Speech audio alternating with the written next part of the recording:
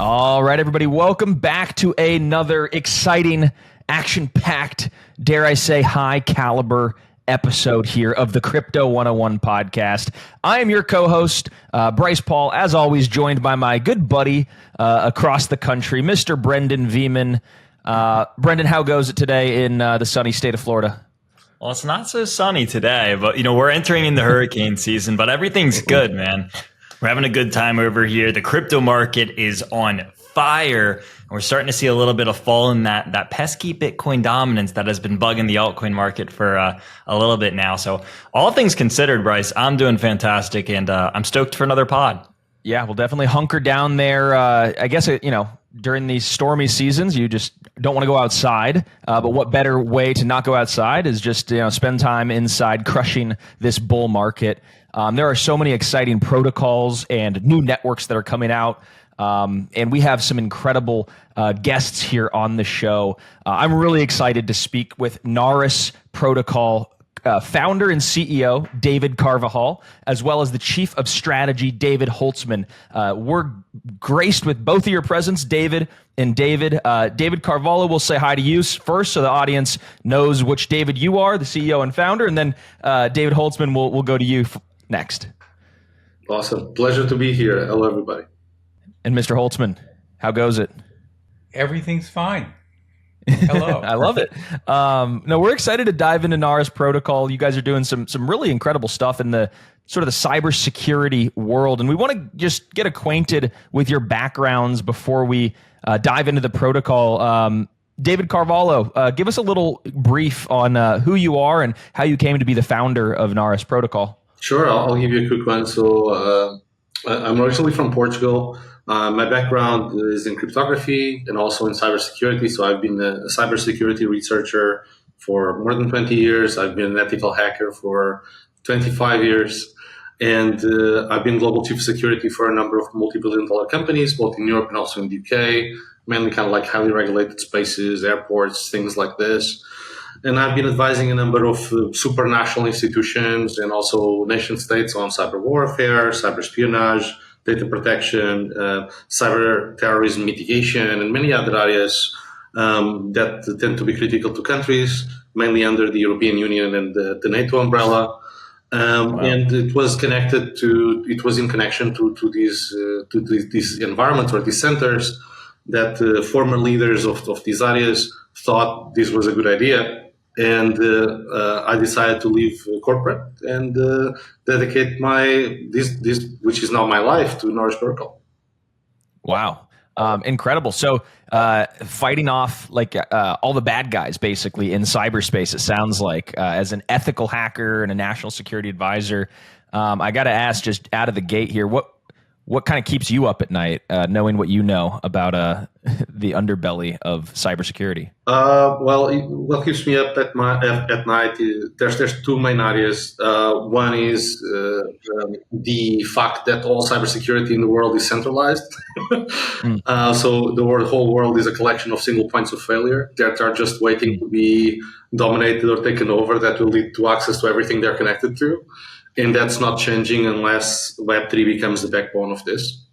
Wow. And the other part of it is just the fact, talking about Web3 more directly. So, for example, blockchain themselves, they provide or they promise immutability and protection against double spend and all of that. And quantum technology threatens that promise unless you react now. So it's the whole cryptographic backbone of blockchains, but also in the real world, everything from like nuclear secrets to blockchains themselves and consensus mechanisms is completely based on the cryptographic standard that quantum computers threaten, and we are completely resilient to, and that's one of the backbones of what we're doing. Wow. Yeah. Quantum resistance is going to be huge. Mr. David Holtzman, we want to dive into a little bit about how you came to being chief of strategy here at Naris Protocol, a little bit about your background. And then I just think for fun, I'll toss the same question to you at the end of what keeps you up at night as a cybersecurity expert. Sure. My background's different than David's. There's some similarities. I started a long time ago as I was an intelligence agent. Spoke Russian. I was a cryptographer, worked for the National Security Agency, and I was a submariner, and I spent 4 years at the end of the Cold War, and I spoke Russian, so you can kind of guess what was going on there. The wall fell. I realized that was a bad job prospect. I'd been using computers anyway, picked up degrees in computers, and I basically became one of the early internet guys in the 80s. I was a chief scientist at IBM. I ran research at Booz Allen and Hamilton and a couple other things. And then I ended up at a company called Network Solutions in the mid 90s. And they're a small company, less than 100 people. And, the internet was just kicking off. The commercial internet was just kicking off. But this company ran the domain name system. Ah. So I joined as CTO, and then I ran the domain name system. And then the .com bubble happened. So when I got there were like 75,000 domain names. When I left, there were 10 million. And that's the bubble. And I watched just everything go crazy. We had no security. I ran a data center that had the root servers of the internet in it. And I mean, you could just pull the plug and the whole internet would just stop. And because we did it once by accident, so I know that. We didn't even have locks on the doors. It was just a warehouse, with just plain old Yale locks. So everything changed then because people started becoming aware of what the internet was. And I had to explain it to almost every single member of Congress. They took bus tours down to where my data center was, and I would explain it 80 or 90 at a time. And I'm sure things have changed, but back in the mid to late 90s, they were dumb as rocks. Out of 400 and some people, they asked the most ignorant, stupid questions about the internet that, I mean, if we had time, I could tell you just horrible, horrible things. And this is why we don't have any legislation yet about any of this. And as crypto guys, I think we can all be thankful for that. Yeah. They don't know how to do it. So anyway, Y2K happened. During Y2K, I was running the root servers of the internet and the entire domain name system. I designed the new domain name system registration, and I built it, and this goes back to what David was saying, I built it to be decentralized because during this whole period, I came to really dislike the idea of centralized switching for authentication because in the non-digital world, big deal. But as the digital world starts to emerge, I mean, if you're centralized, you can control everyone. So I designed the domain name registration system so that that's not completely feasible. But when we can talk about this later, and this kind of goes into the question you wanted me to answer anyway. But when you look at a lot of these big data breaches, they're almost never the company whose name gets attached to it, like Equifax, Office of Personnel Management, SolarWinds, Target and Yahoo. Target and Yahoo, right? TJ Maxx got hit. Yeah. So it's never them. It's a service provider because they all outsource security issues. They outsource point of sale stuff. They outsource authentication, and then these guys screw up, and they're always some little company in Ohio or something that you've never heard of, and they basically hack off half the United States. We're talking hundreds of millions of people in some of these hacks. That's what keeps me up tonight because I don't think people understand that, and that's what we're doing at Naoris, and that's why I wanted to come and help David and he'll talk more about it. But the technology he's designed it's brilliant, and it supports this capability.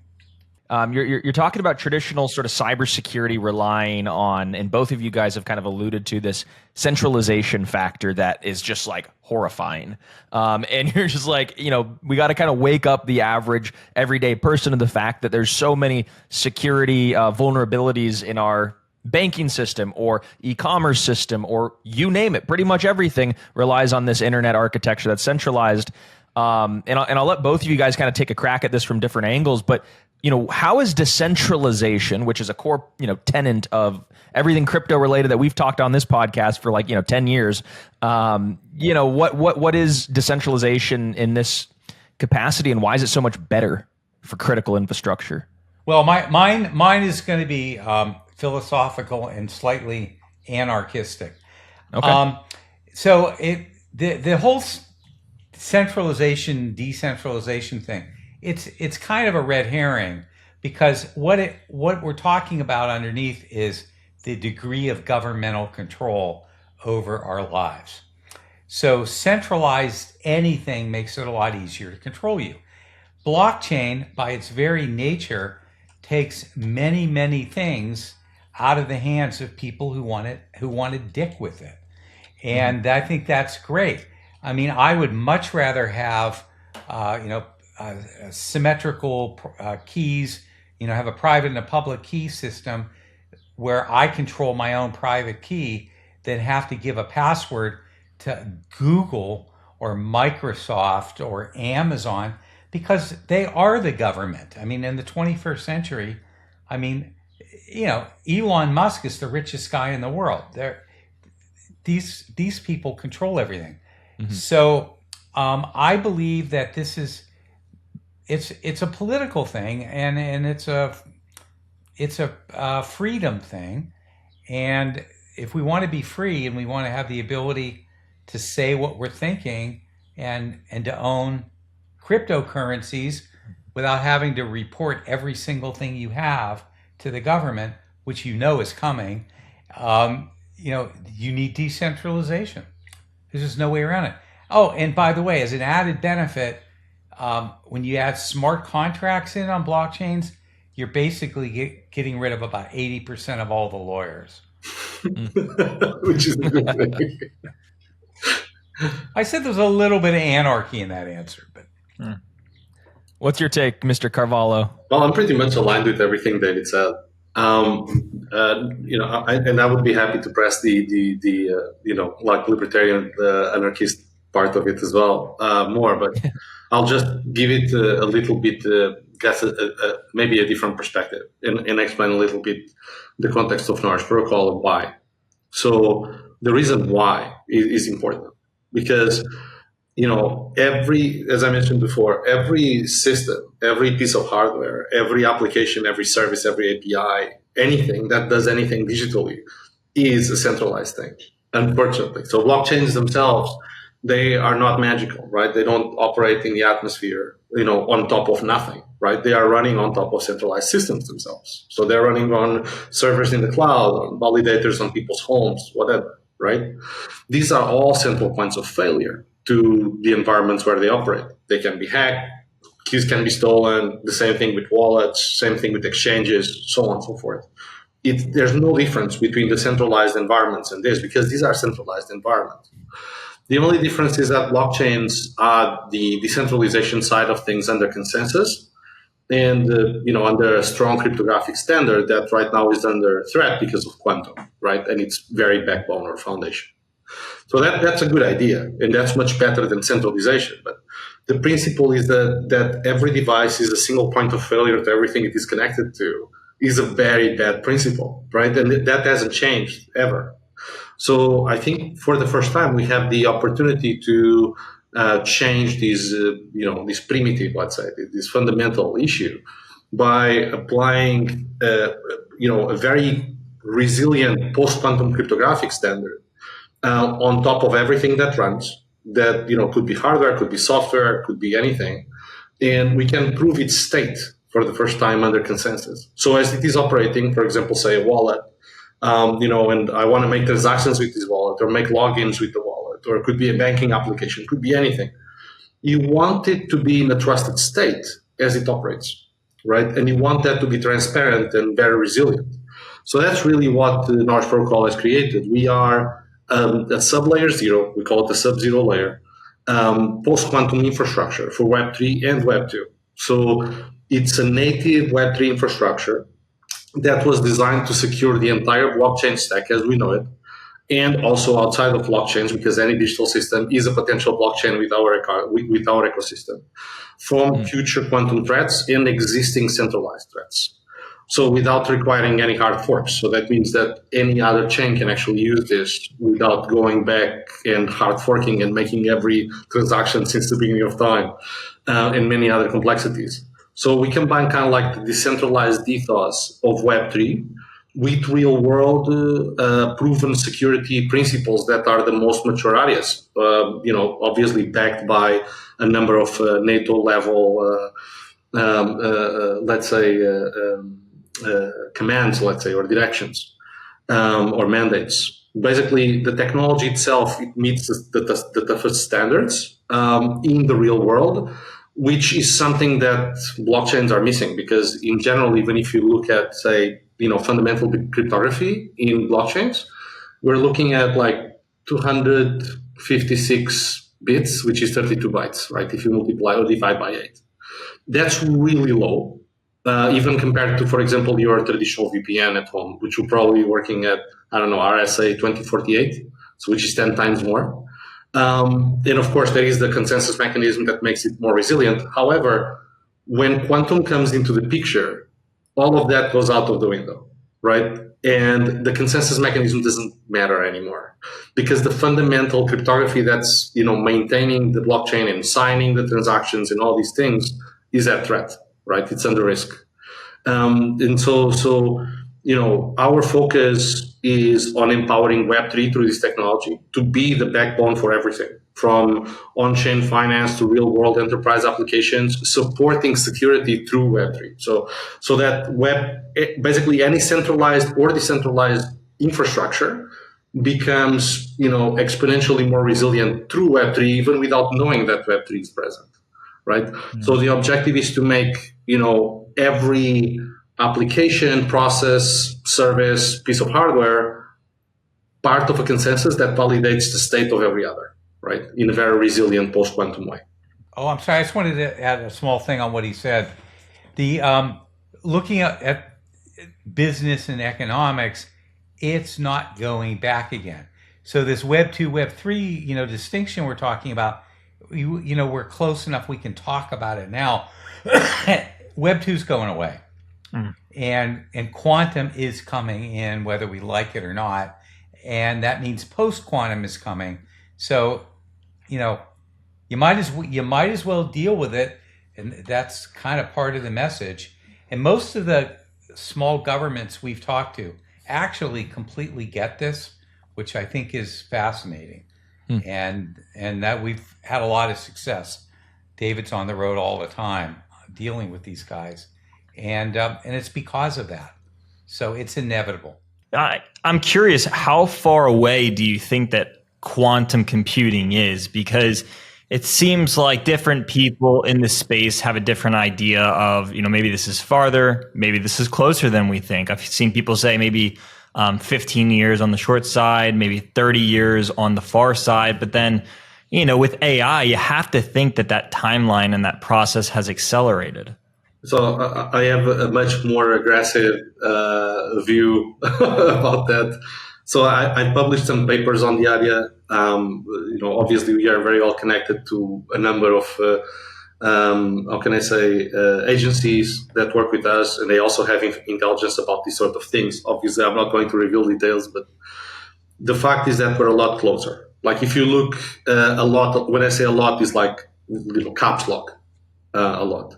Caps lock.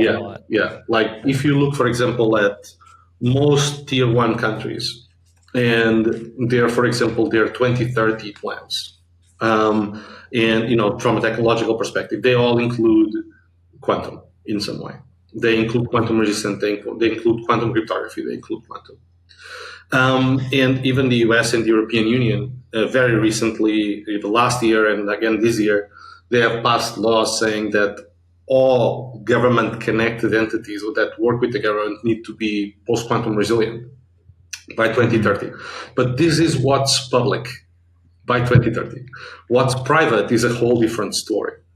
Now, just to give you an idea,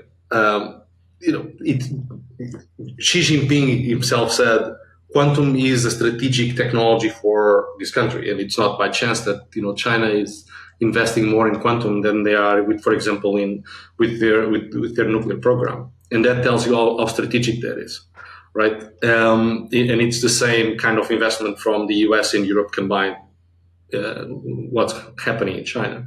Having said that, quantum computers are in constant evolution. So, as David likes to say, they are not a theory; they are real, and they are not. How can I say theoretical? They are an engineering problem. So, in other words, you throw enough people at it, enough brains at it, you're going to solve this problem. There's constant innovations on the way of how to solve quantum computing scalability issues. That basically exponentially puts us close to that Q day, right? So there's 2 points I want to make. One is Q day is a lot closer than what you think it is. Second, it is a survivability event. It's kind of like quantum is coming for blockchain and for the real world, like the asteroid has come for the dinosaurs. Okay, and the only difference is that the dinosaurs didn't know what that thing was. We actually know and we see it coming, and it's a survivability event. And it's besides being a lot closer, the only way that you can actually, prevent what's coming is so that is by being resilient now. There's this whole thing about that's called harvest now, decrypt later. And that's the point that I want to make about the moment that Q day being now or in 12 months or in 2 years is not the issue. The issue is that your data, your transactions, your keys, your signatures are being captured right now. And they're being stored in somebody else's hard drive, right? And it could be for Web3 or for other purposes like espionage or whatever, right? And it's all based on the same cryptography that quantum computers are really good at breaking. And once it's in somebody else's hard drive, there's nothing you can do about that. And it's just waiting for the moment that they can all be broken pretty much simultaneously. And that access will be given to that threat actor. Now, the only way for it to prevent that is to be quantum resilient now, because that stuff is being harvested now. And this is my point about the Q day being irrelevant. It doesn't matter if it's in 1 year or in 2 years or 3 or in 6 months. Because your data is already somewhere else. And guess what? Nobody ever does. Nobody changes keys. But not only that, the backbone of the infrastructures. So if you think, for example, Bitcoin itself or, other cryptographic spaces that hold nuclear secrets or whatever is not going to change, right? So we need to change it now for it to be resilient into the future. Otherwise, you won't survive it. So we're not preparing for the quantum future right now. We're already defending against it. And you'll see quotes from, IBM, top people and other people saying that this is happening now. You need to be, secure against it now. Those won't survive it. Like the only post-quantum defenses that can see quantum attacks coming are quantum resistance. In other words, quantum attacks don't knock, they bypass. Like you won't even know that this has happened. Yeah, there's also a misguided viewpoint that I have seen for decades in technology.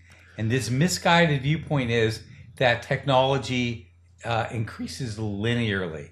It does not increase linearly.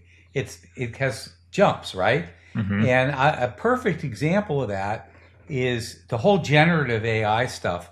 It caught me by surprise. I mean, I thought when I first started messing around with ChatGPT, I said, holy crap, this is a lot better than I thought it would be at this point. Mm-hmm. And now everybody's using it for all kinds of crazy stuff. Mm-hmm. And the adoption curve is probably exponential. It is not linear. So I think that same model applies to quantum computing, because now there is a very good reason to what David's talking about, resilience and store and harvest and all that. I mean, these are things that are going to just push it along. It is an engineering problem, and people know how to solve engineering problems. They innovate, and once there's enough money at stake, I mean, it's going to be something My guess is it's going to follow the same path of Moore's law, which is, doubling the number of transistors every 18 months. I think it's going to be something like that. Because right now we're already at about, I don't know, David probably knows, but about 1,200 qubits. I think it's something like that for the most public quantum computer. And if they're announcing, that's like Google or something. So if they're announcing that, then you figure NSA, who lies or doesn't admit things, probably has an order of magnitude more. So they probably have, I don't know, 10,000, 20,000 qubits. And you need supposedly 1 million to have a completely working quantum computer. And I don't believe that either. I think 100,000 is probably plenty. And they'll get rid of the rest by extrapolating in software. And also to their benefit, everybody's got all these NVIDIA chips that are being accelerated because of the AI stuff. I mean, half of the world's electricity output is quickly going into running NVIDIA chips. And, and it all started with Bitcoin mining, and now it's going into AI, and it's going to go from there right into quantum computing. Yeah. I just, since we're about crypto, I just want to say something. Yeah, you're about right on the qubits. There's like different ways how, the fault tolerance exists and how they are used for logic and so on. But if you're looking at, for example, say breaking ECDSA, the elliptic curve digital signature algorithm used, for example, by Bitcoin, right? Or really by all chains. When signing a transaction, which is the weakest part, you actually create a hash, which is public, right? And that gets, sent for the validators, right? That's the weakest part of it. You could actually break a single Bitcoin private key once the signature is visible, theoretically, with like 1,500. We have 1,250 publicly, right? I would argue we're very, very close to this. We're talking like minutes to hours.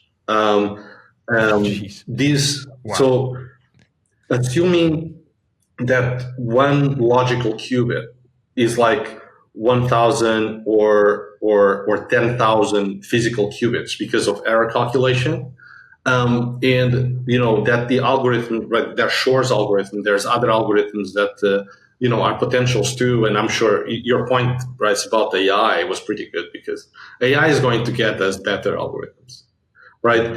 And if this algorithm is just 10 times better, or 100 times better, then we're not talking about one key. We're talking about all keys instantaneously, right, at the same time. And that's not just Bitcoin. That would be for everything, right? Just kind of like to leave you with the quote that I remember from, I think it was somebody in the NSA.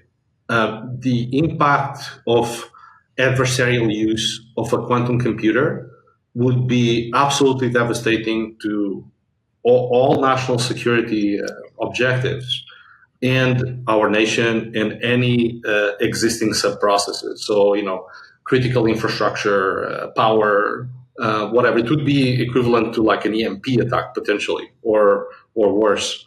The implications to blockchain, as I mentioned, are absolute, because everything is crypto. That's why it's called crypto, right?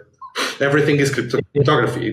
It almost reminds me a little. It almost reminds me a little bit of like splitting the atom, like the Manhattan Project. You're like, okay, well, what good is going to come from this, right? Like, sure, you could use it now for like atomic energy or nuclear energy. Like, we learned a lot about good, positive stuff for humanity that came from the Manhattan Project, but also, it destroyed and lots of lives and created like nuclear warfare and all that kind of stuff. So I guess my question is, what good is going to come from quantum? And will that outweigh the bad? And is there like a way to kind of put the rails on this stuff? Can I answer that very quickly? And then you go there. You go. Okay. Oh, well, if you integrate, see, quantum is not going to exist in a vacuum. So quantum computing added to generative AI running on, $40 billion, racks of NVIDIA chips, what can't that do? I mean, it can do anything practically, and we're talking a couple years from now. This isn't like the end of the decade. This is 2, 3, 4 years. And oh, by the way, not to get too wacky about this, but if you all know what the singularity is, all of this stuff is going to bring the singularity, to when the first computer becomes sentient, that the general consensus is it's 2035 or 2040. Elon Musk thought 2030. I think it's going to be 2030, and all this stuff's going to happen. And you mentioned World War II and the atomic bomb. If you look at the state of nuclear physics in 1940, and then realizing when they actually lit off a bomb in early 1945, that was pretty impressive, and that was not a linear innovation curve. And there were other countries doing it. Germany was doing it. There were all these, the whole Heisenberg, Oppenheimer thing that movie sort of captured. We're going to see that. I mean, we're going to see it really soon, and it's going to shake the planet down to its social roots. And the nice thing about that is, if it happens, the currency everybody's going to use is going to be post-quantum cryptocurrency. Yeah, I mean, we ourselves, we are using that technology, the post-quantum cryptography, for actual validations, right? So if you go, for example, to our testnet, we have done more than 90 million post-quantum transactions already, about 2.6 million wallets, and these are validations of state of things, right? But we're using that in a very resilient way. So, for example, let's say you want to, access your wallet safely. Let's say your MetaMask or whatever, right? Or your hardware wallet. These are centralized points of failure. So if there's some malicious thing that actually tampers with your local MetaMask or with your local wallet, it's game over, right? It's game over for you, because yes, the blockchain is going to validate the transaction, but you didn't make it, right? Or it was triggered by a third party. So there is currently no validation of state for anything anywhere. Just think about this. This is huge. It's like we're basically the whole world is operating on a trust me bro basis. Yeah. Trust me bro basis. That's it. Like we're sleepwalking into, breaches and anarchy and things that happen and you don't know why. But so the logic is like, why the hell shouldn't we have an always on Web3 post-quantum proof, like resilient to quantum computers, but also that nothing is tempering that truth, right? It's a bit philosophical, but how about the trust over the truth? So you're seeing something on your screen, but how do you know it's true? Right? It's very important for you to actually have a proof that's transparent, that proves that what you're seeing is actually true, because it's coming from a trusted system that's validated by a huge decentralized anonymous environment of potentially billions of devices, maybe, with satellites in space and, on the earth and so on, that are part of the consensus telling you that, yeah, you can trust that. And if you can trust that, you want to operate it. If you cannot trust it, then you don't want to make this transaction, right? So the parallel that you made between the Manhattan Project and the Quantum Frontier is really interesting, because yes, they brought us nukes, which kills lots of people, but they also brought us nuclear power, right? And potentially nuclear fusion, hopefully, right? Which will be clean, right? They also brought us X-rays, so you can see your broken bones, and stuff like that, right? So just like any technology, quantum is dual use, right? And the parallel is, let's say, yes, creating the Manhattan Project ended up ending World War II with a bang, right? But quantum computing, if we are not ready, it will break all modern cryptography that will support all secrets, or that is supporting everything that matters in the world right now. So that basically threatens the whole global digital infrastructure, and we are here to support on the security side with decentralized infrastructure, as we mentioned before, as we call it, the sub-zero layer, which is the last frontier that needs to be decentralized, which is infrastructure itself. So this is infrastructure for infrastructure. In stopping quantum from ending privacy and ending your sovereignty, even as a person that creates data and consumes data. Yeah, I mean, so what it sounds like is even though the timeline for quantum computing is moving forward, the timeline for quantum resiliency is also moving forward, and that this is a very achievable goal. Yes. And so I think that's something that's important for the listeners to understand, because they always see these headlines, they see these fear articles being put out, and it scares them out of a lot of this stuff. But rest assured, there is a solution. There are people working on this. And as we zoom out to the bigger timeline, which is what I want to do now, what does the success of what both of you are working on in the next 5 to 10 years look like? And is this protocol meant to integrate quietly everywhere, like maybe in the background, or is it meant to reshape how the world even thinks about digital security? Yeah. So I'm sure David has opinions on that. I'll just start with a couple of my own. First of all, I see this as both community-driven and also enterprise-driven. This is obviously, how can I say, until recently it was military-grade technology. It's very strategic for countries to adopt this. That's why they have these on their 2030 plans, 2040 plans. But from a perspective where we have Web3 and moving into Web4 and other things like that, this is I would say it's a fundamental technology. Right, the world is moving on that direction. It's inevitable, and as Brendan was saying, the people are worried and they get afraid. They should be, but at the same time, there are solutions, and post-quantum comes before quantum in terms of integration. What I see in terms of growth and integration with critical infrastructure, like we're doing, for example, with European Smart Cities project, with other projects related to governments and government technology and critical infrastructure, it's obvious. The use case is obvious for it. But there is, how can I say, I see the community that we have created, which is, hundreds of thousands of people. And I see it as kind of the beating heart of this. So people will be able to come in and explore the SDK and build use cases on top of it for whatever, right? Insert use case here, right?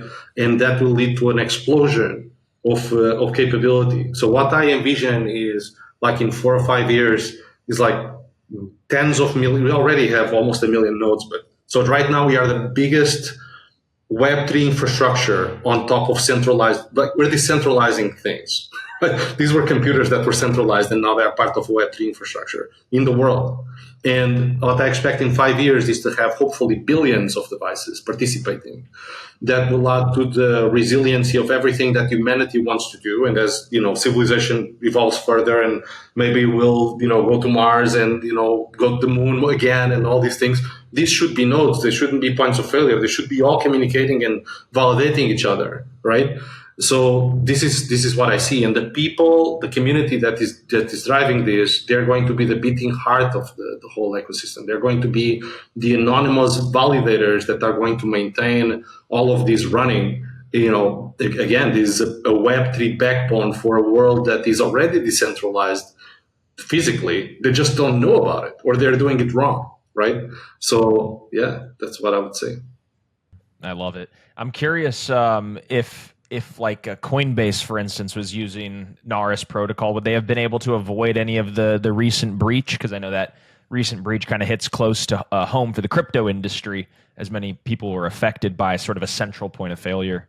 Or was that just completely something? Of course, we have written extensively about this. We have had articles published in Forbes and in other environments exactly explaining why and how this would have been mitigated. But because you see, this is just the kind of the same thing that David was explaining before that happens in the real world.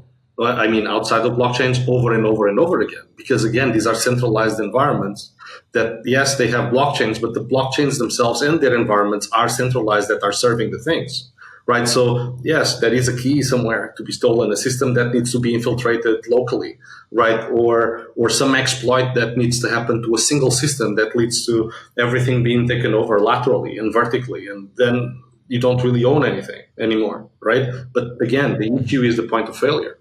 So if we take that out from a perspective of infrastructure, we are in a much better position resilience-wise. So there's another problem with going off what you're saying on centralized systems that I don't think people talk about very much, which is that it also creates not just vertical vulnerabilities inside their own network, it creates horizontal vulnerabilities because other people are using similar, if not the exact same software. In fact, that's what 0 days are all about. 0 days are a menace because if you have one, you don't just get this computer, you get this and this and this and this until the vendor finds out and it becomes a 1 day or a 2 day or something like that. So that with Naoris protocol embedded in these things, I think it pretty much wipes out that kind of an impact from 0 days. Just to finalize, to kind of like make it go around and touch Web3 again, because all of this is Web3 native for the world, regardless if it's Web2 or Web3. What we see ourselves is kind of like the security and assurance and trust providers, let's say, for a decentralized environment. Doesn't matter if it's of centralized or decentralized systems or infrastructures, where we actually focus on the security and trust of everything and the proof of state of all the things with post-quantum fingerprints and all the validators, while existing chains continue to focus on scalability and speed, which is the focus, right? This is how we see things operating. Wow. No, it's crazy. And I think one of the, I guess, criticisms that I'd like you guys to discuss kind of as we wrap up about like decentralization is that like sometimes it's slower and it'll reduce response time. And centralization is there because of that scalability dilemma. And so people centralize things because it's more efficient and speedy. Is that a fallacy? Yeah. What's your guys' take? I'll quickly mention DeepIn here. And of course it is a fallacy. It's, when you look at any nascent technology, it looks like, this is never going to work. Look at the electric car, it can only drive, 30 miles or whatever. It's always like that for any new technology. And then it matures and it's a whole different story. Like, I was going to pull up here our website quickly. And we have basically proven that. So we have 3 months ago, we have started what we're calling our testnet, which is really kind of like a beta mainnet, because it has our own chain, our own consensus mechanism operating. And we have 911 nodes that have done more than 86 million post-quantum transactions. If you go back to the Explorer, you'll see the transaction hashes have like 6 pages instead of just one line.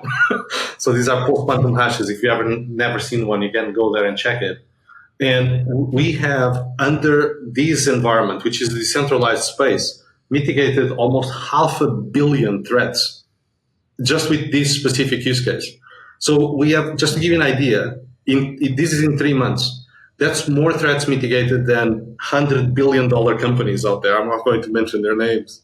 But this shows you that actually decentralized physical infrastructure or meshes of it, which is our case, are actually way more competent at achieving, high throughput, high speed things than centralized systems.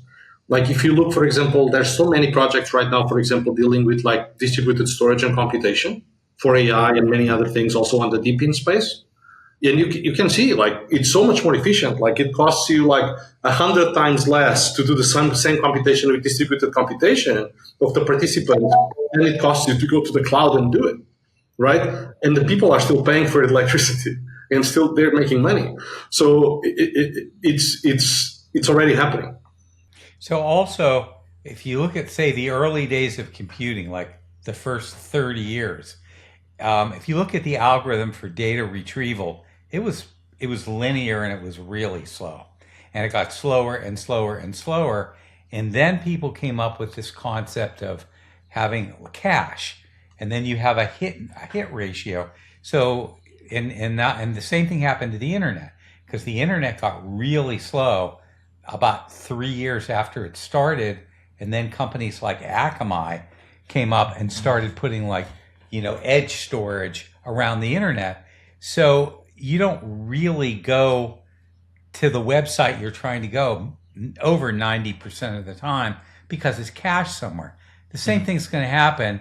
I mean, we're going to have an incentive to build similar systems, and it's going to make it even faster than it is now. And it's already faster than centralized systems. Yeah, no, that's super interesting. And somebody explained what cache was to me in a very simple thing. They're like, if I asked you what 165 times 65 was, and I asked you right now, would you be able to figure it out? And like, probably not off the top of my head. I'd need a calculator or whatever. He's like, all right, well, I'll tell you the answer is 10,725. Let me ask you the same question. 165 times 65. I was like, oh, well, I know the answer. He's like, yeah, that's what caching is. You put that memory right next to where it's going to be accessed rapidly and many times. And we basically did that, not we, but the people who architected caching in the internet, they made an algorithm to do that. And I was like, oh wow, that's pretty crazy. And so it's funny you bring that up, because I think a lot of people are listening, oh, cache, digital cache, money. And it's no, you're talking about the way that memory is accessed. CACHE, and it's not just memory; it's disk drives.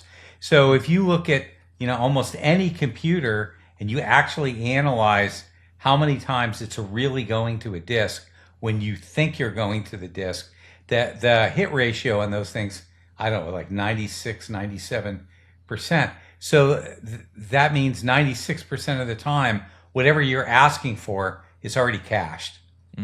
And I'm sure the edge parts of the network's cloud, the Azure and AWS, I'm sure their ratio is probably even higher than that. Actually, that reminds me of my background is from a university perspective is IT, and I remember a cache joke that we had, and this was the kind of thing that you would say, and there would be one person and so that's actually similar to what you were saying, and it was something like, why did the CPU break up with the cache? Because it kept bringing up old memories. That's what the cache does. I love it. No, this has been super fascinating, and it's something that we could, Brandon and I are still trying to learn about quantum resiliency, how it applies to, all of our listeners at the end of the day. And so we really appreciate all of you, all the work that you and your team are doing to push forward quantum resiliency. And for you guys to come on here, the dynamic duo of the Davids here, to walk us through where could we kind of follow along with the journey. We'll make sure to put these in the show notes. I know you guys are Naris Protocol on X. Any other places? David, you mentioned you were blogging quite often, and so on. Yeah, so a good place to follow us, of course, is at narisprotocol.com or naris.com. There's also our Discord and also our Telegram in there that you can find and participate, and participate in different ways, or even join our mainnet, testnet, so on. Our public sale is currently going, so you can also find that information about that all over Twitter and in different locations. Follow up the news around us. There's lots of things, as you said, blogs and videos like this. Of course, you guys are the best, and a number of other publications. There's a lot to follow. There's also peer-reviewed papers with universities and supranational organizations that we have worked with that are also posted in our site, and also in publications of that kind of thing. If that tickles your fancy for the 0.1% of people listening, but that's what I would say. Awesome. Well, thank you, gentlemen, so much for coming on the show. We hope everybody at home listening or watching, whether it's on Spotify, Apple, YouTube, wherever you guys are in the world, you're certainly in the right place, because you guys are getting one step closer to mastering your own financial destiny and mastering your own sovereignty with this sort of technology here at Naris Protocol. So everybody watching, thank you for joining, and gentlemen, we'll talk soon.